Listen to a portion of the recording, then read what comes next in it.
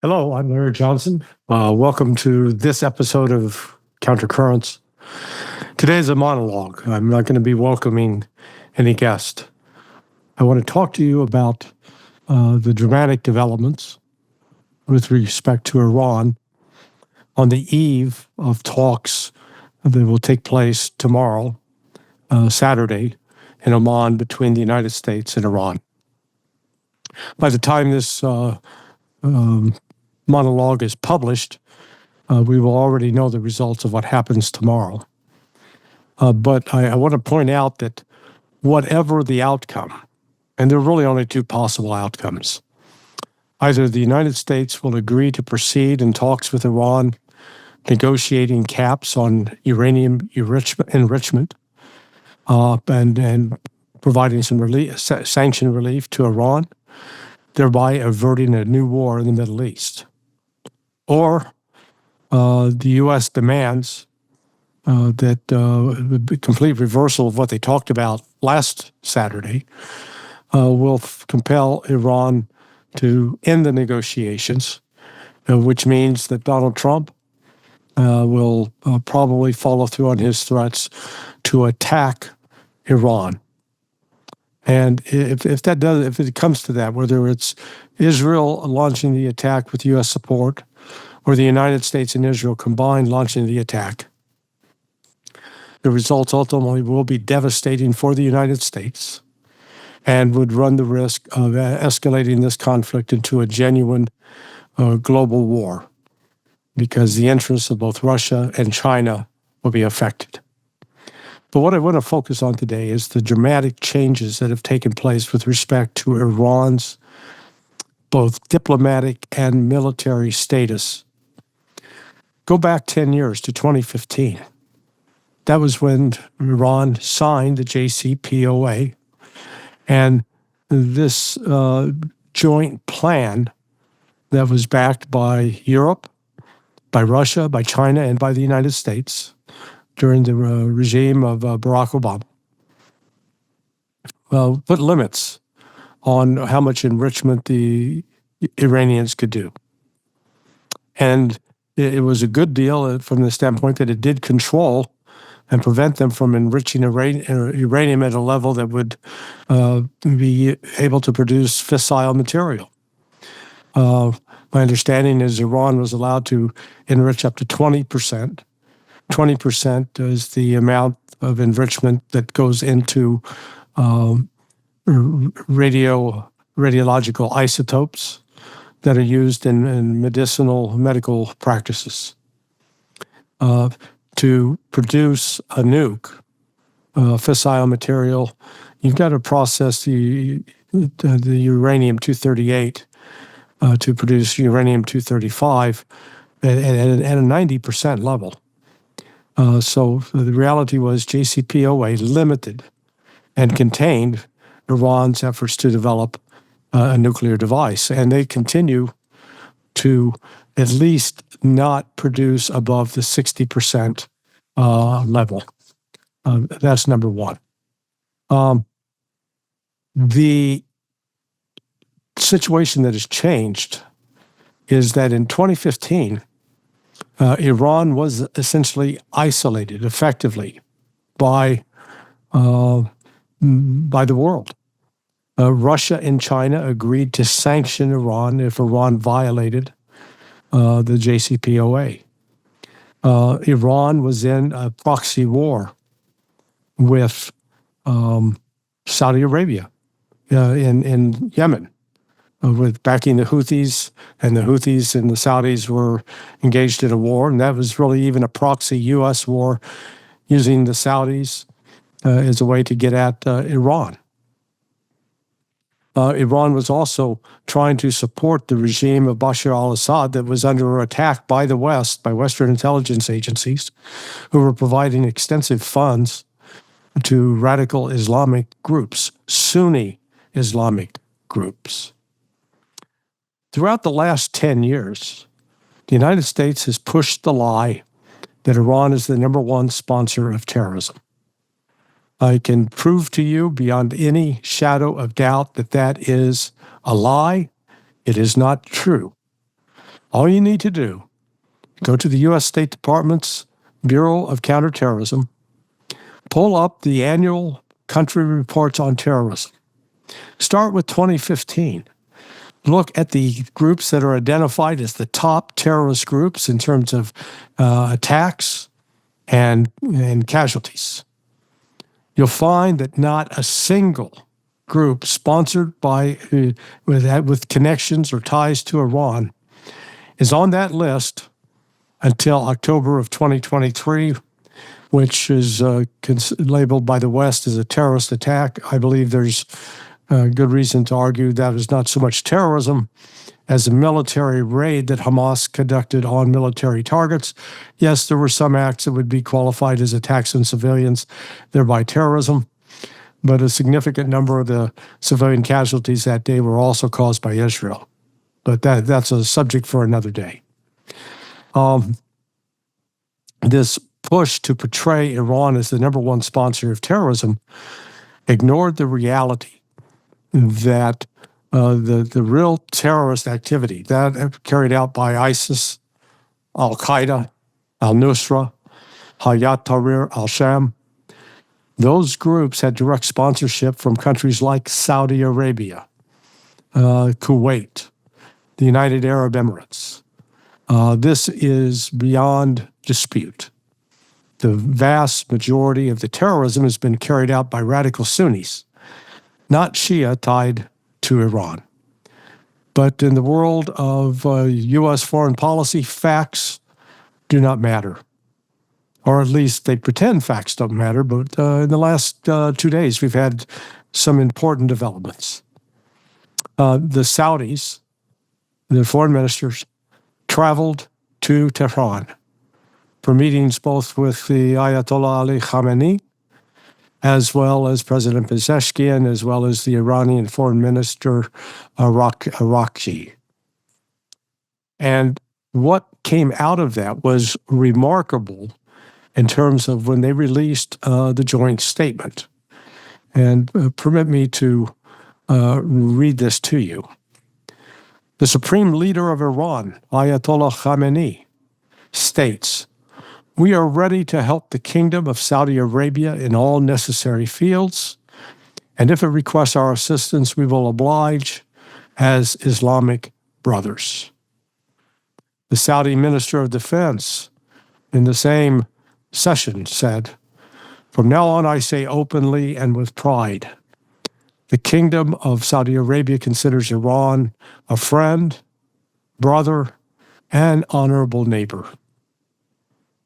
Those, my friends, are words of seismic change in the Middle East.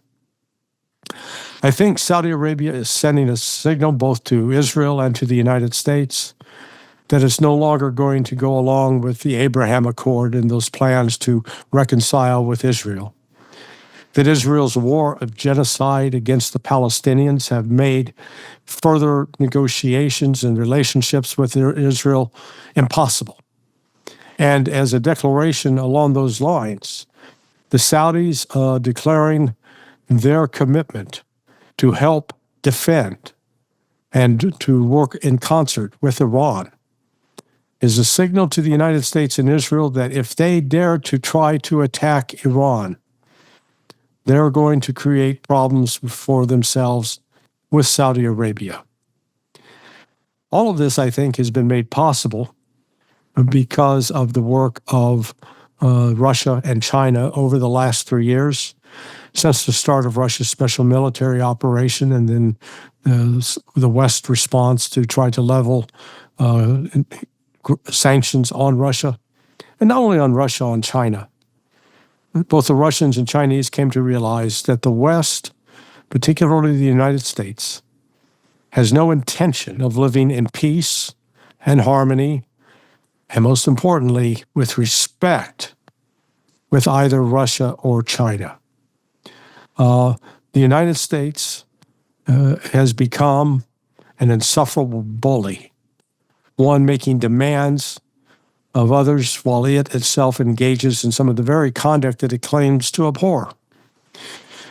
Donald Trump right now is lamenting the fact that he didn't start the war in Ukraine, and that Russia needs to stop now. Donald Trump can stop the war immediately.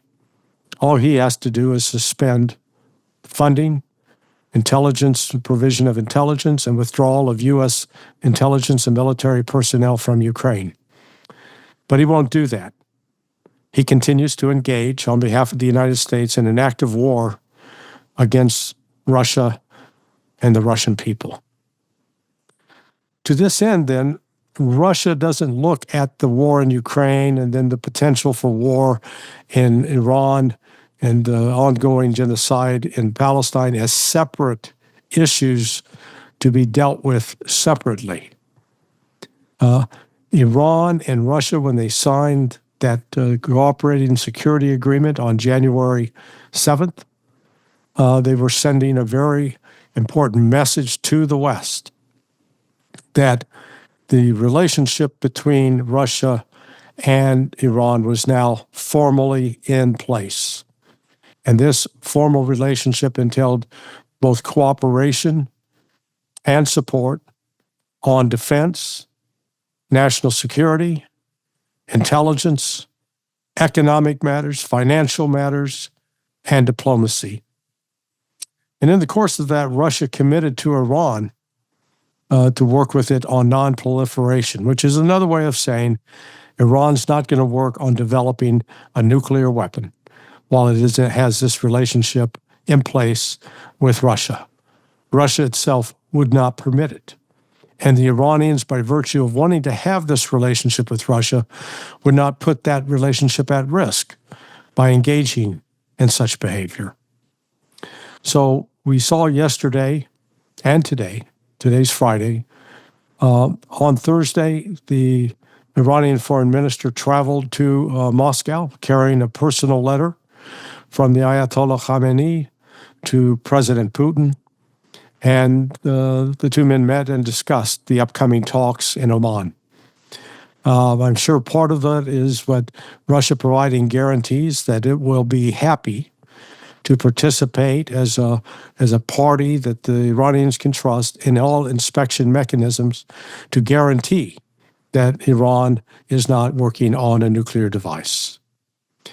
The Iranians also, though, were looking for assurances that in the event the United States tries to impose these additional conditions, specifically that Iran must end all enrichment, and that Iran must destroy its missile force, and that Iran must end all contact with Hamas, Hezbollah, and the Houthis. Under those circumstances, Iran will not agree. And Donald Trump, if he insists on that as his plan, will have missed the opportunity to have gone before the world claiming that he had achieved a peace agreement with Iran, that they will not build nukes. Now, the reality is that was what the JCPOA produced, but it was just so poorly understood and so poorly advertised in the West that most people did not understand that. So here you have Iran now, in contrast to 10 years ago. It has a signed security treaty agreement with Russia. It has in place standing agreements to conduct annual joint military exercises with Russia and China together, working with Iran to secure the passage of the Straits of Hormuz and to ensure that China in particular, can continue to receive oil out of the Persian Gulf. Iran is no longer facing diplomatic isolation, and by the restoration of diplomatic ties with countries like Saudi Arabia, the efforts of the United States to isolate, weaken, and ultimately destroy Iran are starting to fall apart. So let's, by the time you watch this, we'll know what happened on Saturday. I hope I'm wrong.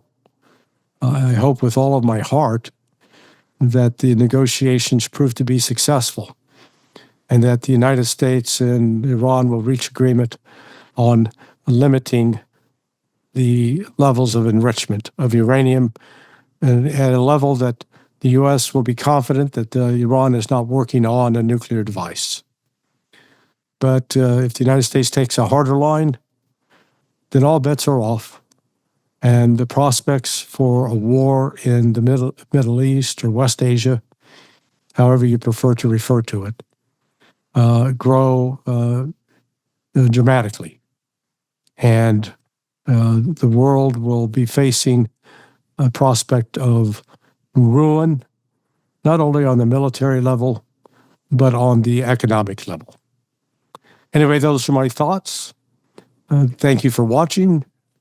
If you enjoy this commentary, please hit the like and subscribe button and come back, and I'll have more countercurrent for you in the coming weeks. Thanks so much. Hello, I'm Larry Johnson, and welcome to this episode of Countercurrents.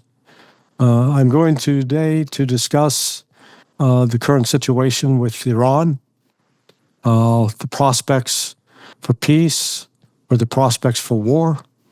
There have been some important developments this week. I'm speaking to you currently. It's Friday, Good Friday, April 18th. By the time this is posted, we will already know, I think, what the future holds, whether we are on the path to war or the path to peace.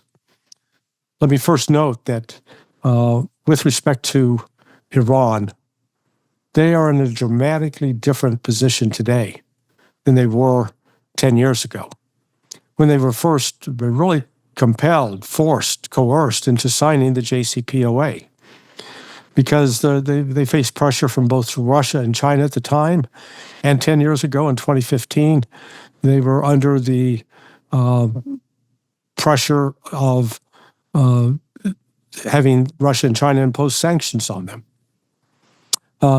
At the same time, Iran found itself in a proxy war with the United States and Saudi Arabia.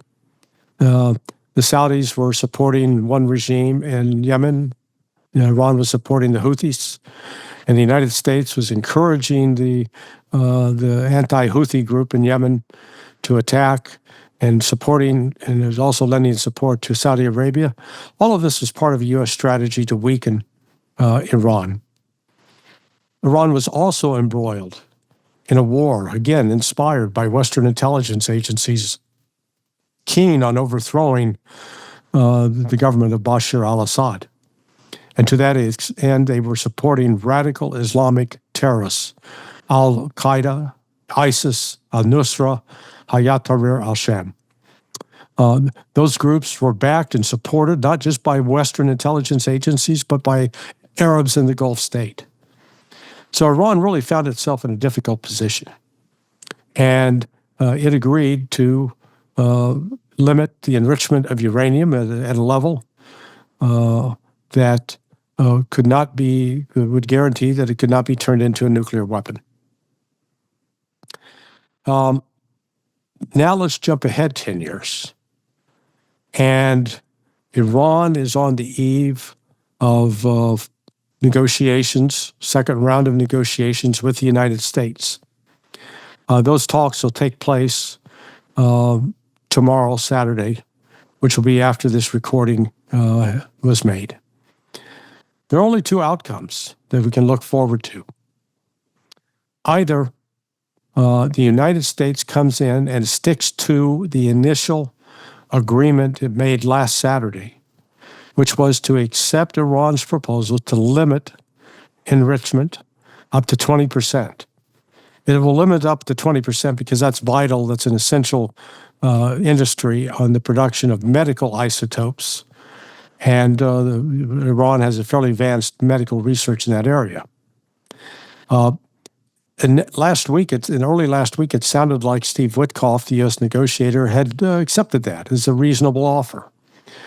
But he came back to the United States, ran into the full fury and anger of the neoconservatives and the Zionists, and reversed course and claimed that no enrichment will be allowed and no weaponization. Well, the reality is, if you're not enriching at 90% or above, there's no way you can weaponize that uranium in a way that it would be a viable, competent weapon. The use of the phraseology weaponization points to the United States wanting to take control of Iran's missiles and get them destroyed. If the United States also makes the additional demand of ending all contacts and support for Hamas, Hezbollah, and the Houthis, that too will derail the agreement. So either we're going to have an agreement and a commitment to continue working and refining an agreement to limit enrichment, or the talks will break down and we'll be on the road to war. Now, this is where it's important what's happened now this week, particularly this week, but really over the course of the last 2 months, take that back, since the last 4 months, going into January. Let's start with January 17. Russia and Iran sign a strategic cooperation security agreement. And this agreement provides commitments for cooperation, collaboration, and assistance on the military side, on the intelligence side, on the financial side, the economic side, the diplomatic side, as well as a commitment to work on non-proliferation, which means Russia is guaranteeing that Iran is not working on a nuclear weapon, because that they're cooperating on peaceful nuclear energy. The signing of that agreement on 17 January, I believe, was deliberately done, sends a very clear message to Washington and the incoming Trump administration about this new relationship between Iran and Russia. I note prior to that, in the preceding months, in December of 2024, there was a lot of friction, or at least some friction, between Moscow and Tehran. Tehran felt that Moscow had somewhat betrayed Tehran with respect to the fall of Bashar al-Assad.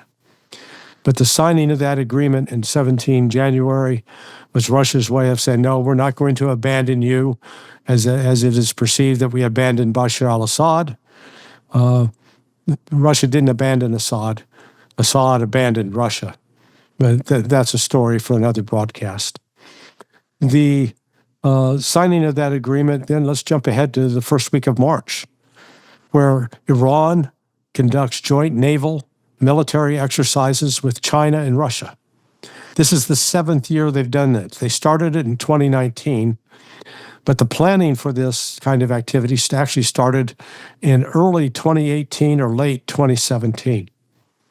And what this does is it puts Iranian, Russian, and Chinese military forces working together on an annual basis. They're developing personal relationships. They're getting an understanding of each other's systems of communication, their armaments, and their operations.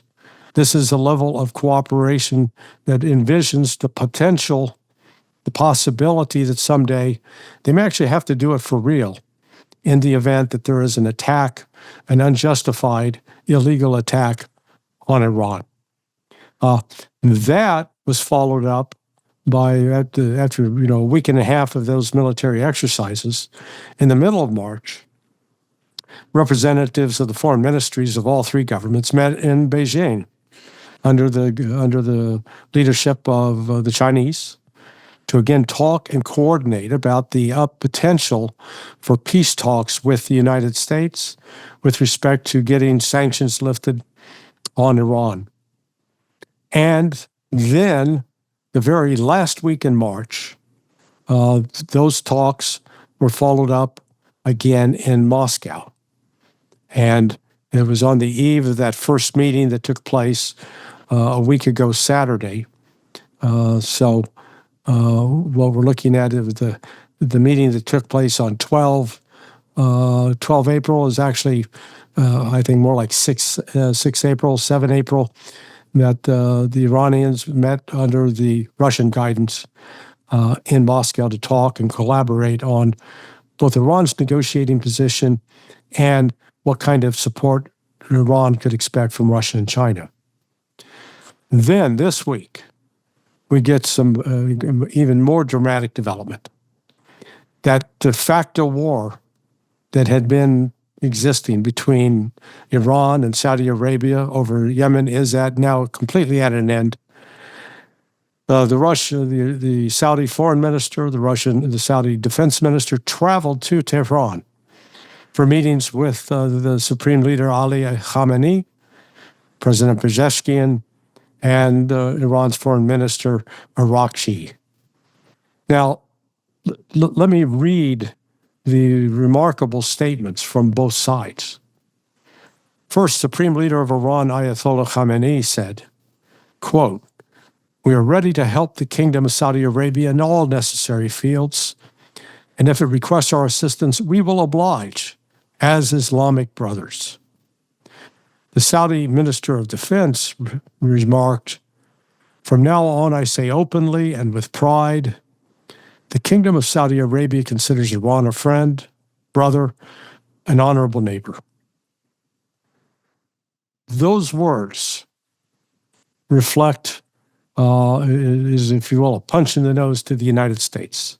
It had been banking that it had control over Saudi Arabia, that they could woo Saudi Arabia into endorsing the Abraham Accords, reestablish relationships, recognize Israel, and bring a period where the U.S. could control events in West Asia or the Middle East, depending on which formulation you prefer. I think Saudis have now finally awakened to the outrage of Israel's genocide against the Palestinians and are making this as a show of force against Israel, as a declaration of independence to the United States, that they will not be bullied, they will not be coerced, and that this relationship with Iran is real. I think there's also a more practical reason behind it. Saudi Arabia is fearful that the United States and Israel may try to actually launch a military strike on Iran, and that Iran, in retaliation, would be tempted to hit oil fields in Saudi Arabia. Saudi Arabia is making it clear we're not going to have anything to do with them. We're not going to support any such attack. We're on your side. The Saudis recognize that it is in their interest to try to keep oil flowing out of the Persian Gulf. So this is Iran putting another, if you will, security feather in its cap in terms of solidifying this relationship with Saudi Arabia. This week, we saw again the Iranian Foreign Minister Arakchi traveled to Moscow, met yesterday with President Putin. Well, he carried a personal letter to President Putin from the Supreme Leader Ali Khamenei. We do not know what was said in the letter, but I think it was most likely that the Iranian leader was reassuring President Putin that Iran was keen on pursuing peace, that it was willing to accept limitations on enriching uranium, and that it would never, under his leadership, ever consider building a nuclear warhead. And that hoping President Putin can convey those words to Donald Trump, encouraging Trump to allow his chief negotiator Witkoff, to go forward with a deal with Iran. Sergei Lavrov was out today in a joint press conference with his Iranian counterpart, and underscoring and reiterating that Russia is prepared to do anything that the U.S. would want with respect to providing guarantees that the Iranian nuclear program is not a weapons program, that it is a program designed for peaceful uses. So, Iran is in quite a different position today than it was 10 years ago. And I think it's incumbent upon the United States to recognize this. I want to reiterate again one of the lies that is pushed by the West portraying Iran as the leading sponsor of terrorism in the world. This is demonstrably untrue. All you have to do is go back and look particularly over the last 10 years at the annual reports published by the U.S. State Department's Bureau of Counterterrorism, the office I used to work in back in the day. And those country reports on terrorism provide a detailed list of the most active terrorist groups, the groups that are carrying out attacks on civilians for political purposes. That's the definition of terrorism. And the number of attacks those groups are responsible for, as well as the number of casualties. It's only for 2023 that Hamas and Hezbollah are listed as most active terrorist groups because of October 7th. And we can have a long discussion about why I do not think that that was mostly a terrorist incident. It was not. It was a military attack on military targets by Hamas. But there were some attacks on civilians that would qualify as terrorist incidents. But I'd also note that Israel itself was killing civilians that day, including its own. Like I said, that is a topic for another discussion. But excluding October 7th, in the previous 10 years, all of the terrorist activities ascribed to Islamic groups, all were connected with Sunni groups, groups that were funded by Gulf Arabs, not by Iran. It is a demonstrable fact. And efforts to say, oh, well, Hamas and Hezbollah were engaged with massive terrorism, I can take you through those statistics too. That is simply not true. People don't like to hear that. They've been shaped and propagandized so much in the West to believe otherwise. But those are the facts. Iran is trying, I believe, to be a responsible force in the Middle East and trying to bring peace, not war.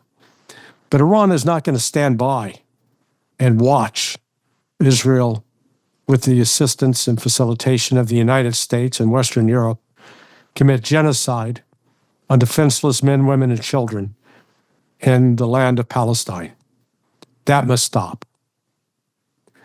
I hope that this background and this discussion has provided you some new insights so that you can appreciate what's going on. As I said, we'll know within 24 hours, and when this video is published, we'll already know the answer of whether we're on the path to peace or a path to war. My prayer is that we wind up on that path to peace and that the negotiations between Iran and Washington are going to continue. If not, batten down the hatches. We're going to be in for some rough waters. And I will be here to help you navigate those currents. I'm Larry Johnson, and this is Countercurrents. Please hit the like button, and I encourage you to subscribe. Thanks for listening.